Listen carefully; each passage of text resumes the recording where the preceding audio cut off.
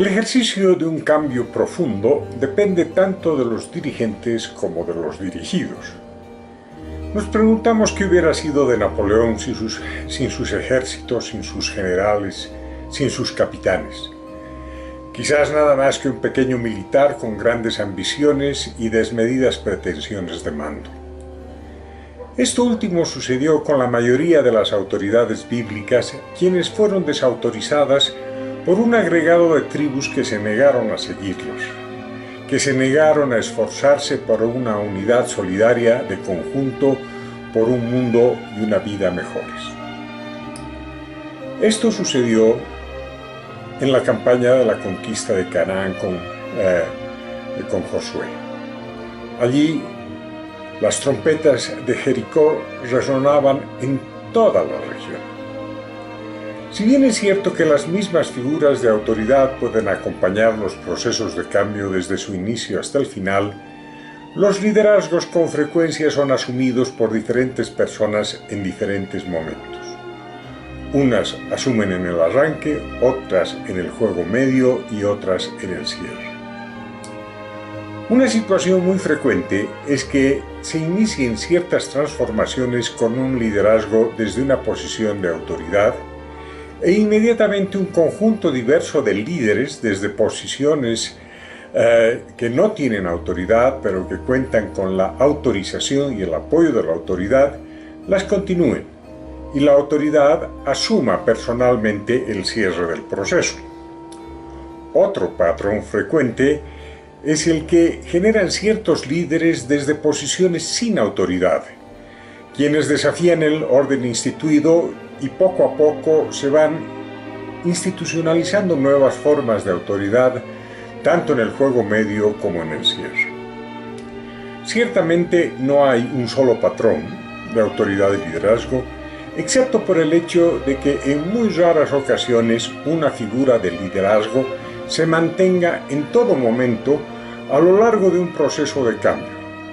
Una situación contraria a lo que sucede con una autoridad exitosa que por lo general, reconociendo liderazgos diversos en distintas etapas, puede llegar a mantenerse como autoridad a lo largo de todos estos momentos del liderazgo diferente.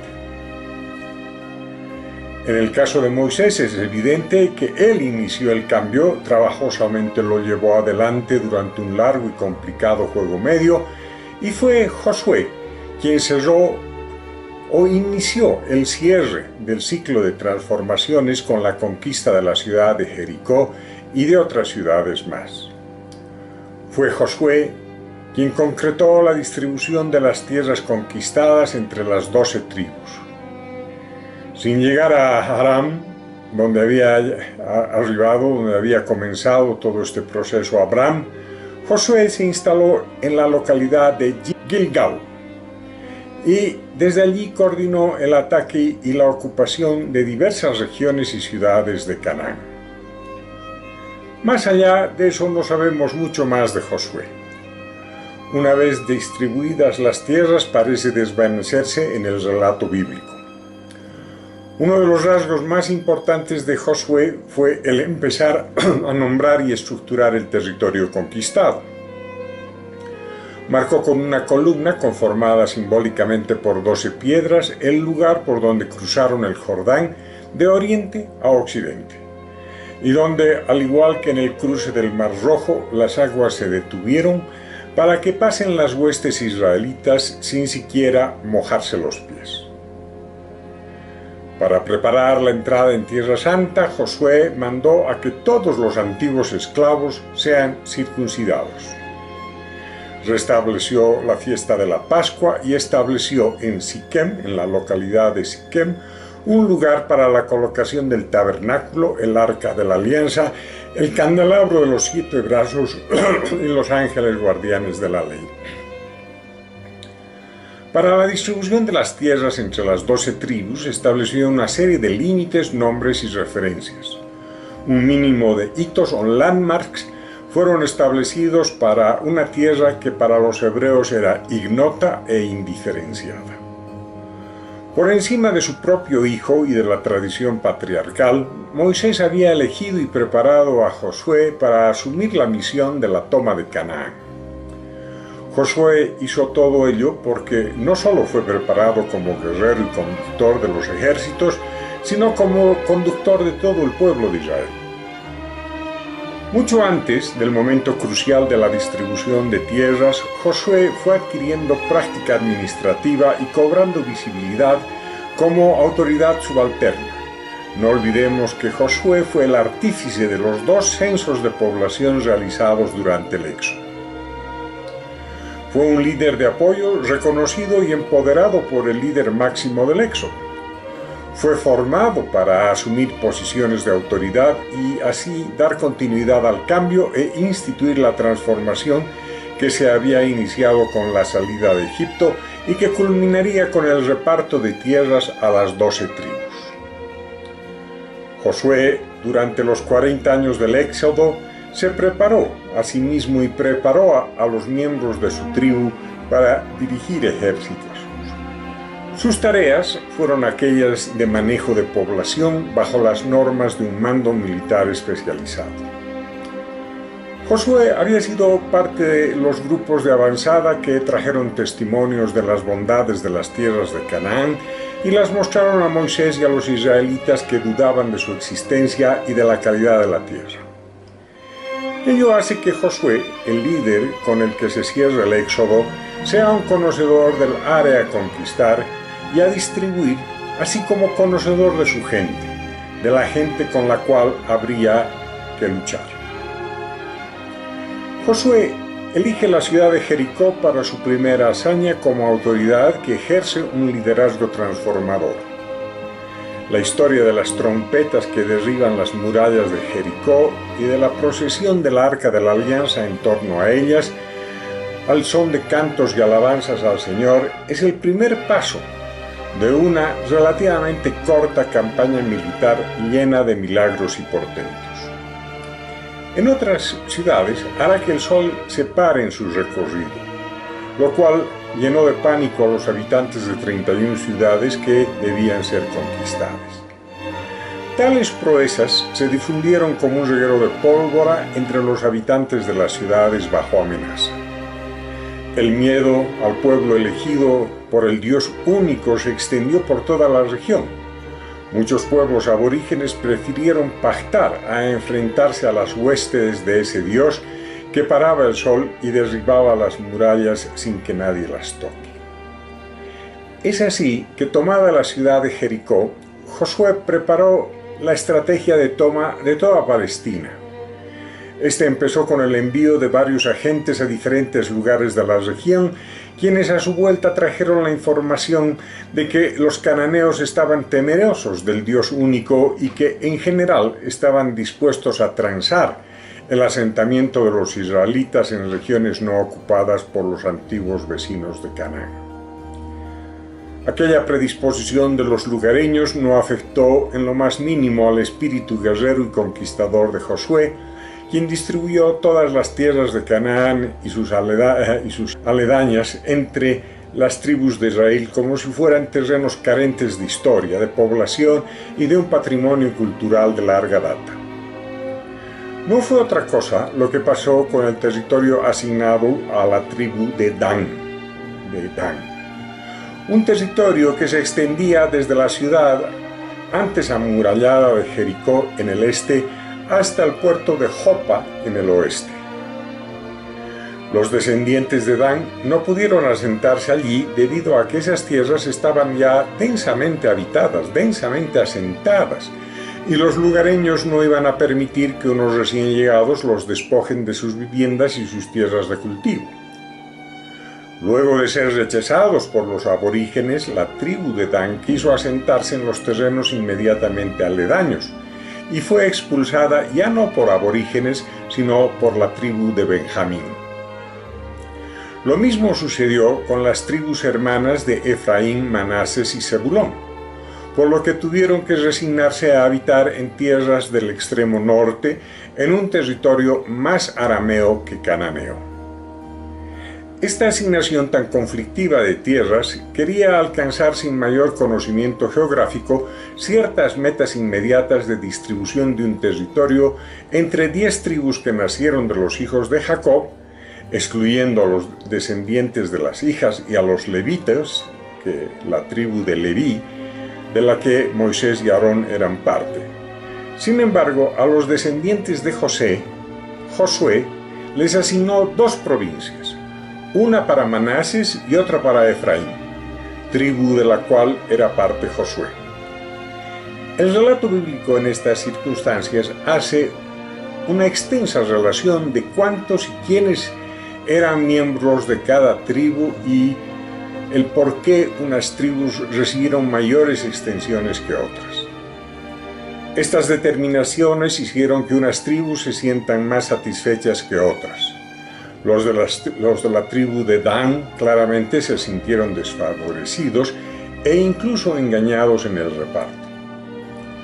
Con tales decisiones no equitativas, se estaba sembrando la semilla para una interminable cadena de conflictos territoriales entre tribus, entre los miembros de un mismo pueblo. En este proceso de distribución, es preciso hacer notar que se excluyó del reparto y de la conquista a Jerusalén y a otras ciudades más, ya que estas ciudades, si bien eran parte de Filistina o Filistea, desde las épocas de Abraham, se mantuvieron como ciudades extranjeras o ciudades de extranjeros al interior de Canaán. Esta descalificación de inicio se mantuvo por cerca de 300 años después de la muerte de Josué. Recién con el rey David, Jerusalén pasaría a formar parte de los asentamientos israelitas. Más que israelitas, de los asentamientos judíos, de los asentamientos de Judea. Con la conquista de las ciudades cercanas a Jericó, se había iniciado el cierre del retorno a la tierra prometida. Se había cerrado el cierre de la ocupación israelita del norte de Canaán. Pero mucho quedaba todavía por hacer, mucho quedaba para cerrar el cierre. Peor aún, en vez de un cerramiento estable y sostenible, con Josué se inicia un cierre inestable, un ciclo de fragmentación y enfrentamientos al interior del pueblo de Israel. Al asignarse tierras en exclusividad a cada grupo, la estructura de un juez por cada tribu, que había instituido Moisés, respondió de maneras no previstas. En vez de ser una fuente de unidad, se tornó en la raíz de la desunión y de los conflictos internos. Cada hermano se volvió contra el otro, respaldado por unos jueces que se convirtieron en caciques o caudillos de fracciones enfrentadas. Ante tales hechos, los enemigos externos, que anteriormente temían a los israelitas y buscaban concretar pactos de no agresión, ahora se volvieron contra Israel y lo atacaron desde todos los flancos. La historia de Jefte es una de estas historias de conflicto interno en la recientemente conquistada Canaán. Jefte, o Jefta, era uno de los jueces guerreros de la tribu de Gad, de G-A-D, Gad. Durante mucho tiempo este hábil guerrero, luego de haber sido expulsado de la casa de sus mayores por ser hijo ilegítimo de su padre con una prostituta, este guerrero habitaba en las montañas del norte junto con un grupo proscrito de forajidos y bandoleros.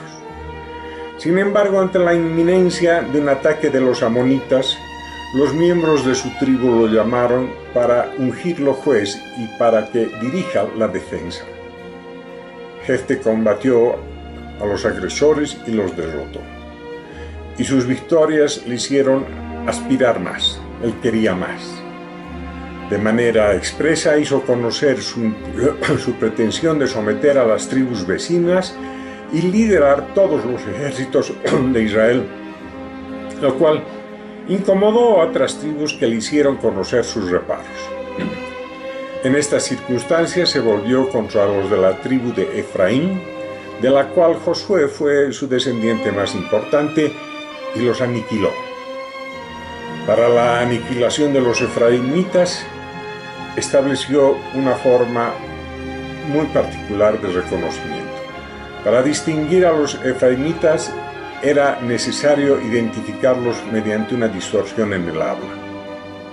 Valiéndose de la imposibilidad de pronunciar palabras con el vocablo SSH, sh, los guerreros de Jefta o Jefte pasaron por las armas a todos aquellos que no pudieran pronunciar la palabra Shiboleth, espiga. Todo esto desató una guerra civil en todo Israel. Con esta acción de Jefta o Jefte, el guerrero de Gad, la tribu de Efraín, que con Josué había alcanzado la distinción militar más alta, nunca más en la historia de Israel sería un baluarte para la defensa de la nación. Había quedado virtualmente aniquilada. Con Jefte o Jefta, muchos jueces guerreros como él se dieron a conocer. Y con ello el propósito profundo de la unidad del pueblo de Israel dejó de ser una consigna. Dejó de ser una tierra bajo una sola norma y un solo Dios y empezó a venirse abajo. Paradójicamente, Jefte es considerado un héroe de la fe, ya que en su ambición de hegemonía local no solo no admitía aliados autónomos, sino que ofrendó en sacrificio a Jehová al primer ser viviente que él viera salir de su casa a su retorno, si es que el Dios único le ayudaba en la batalla. Jefte ganó esa batalla y a su retorno fue su hija quien salió a recibirlo tocando el pandero, cantando y bailando por la alegría de verlo de vuelta y triunfante ante sus enemigos. Jefte decidió no sacrificarla, pero fue su propia hija quien le insistió en que cumpla su promesa, en que cumpla con su palabra empeñada a Jehová. No se sabe si Jefte llegó a sacrificar a su hija, pero a ella se la considera mártir y a él un héroe de la fe judía. Con episodios similares a los de Jefte, la mayoría de los jueces pierden la brújula del proyecto de la tierra prometida y renuncian a toda posibilidad de una nación unificada. Ante la desunión y los conflictos internos, los enemigos externos de Israel se hicieron cada vez más fuertes y los temores que Josué había despertado entre sus vecinos se fueron diluyendo hasta que las tribus de Israel no constituyeron nada más que un magma indeterminado de grupos desunidos. Con contadas excepciones en las que se pudo unir el pueblo y combatir efectivamente a los enemigos externos, la historia de los jueces es la historia de autoridades tribales carentes de liderazgo, autoridades ciegas y sordas para un proyecto de unidad nacional.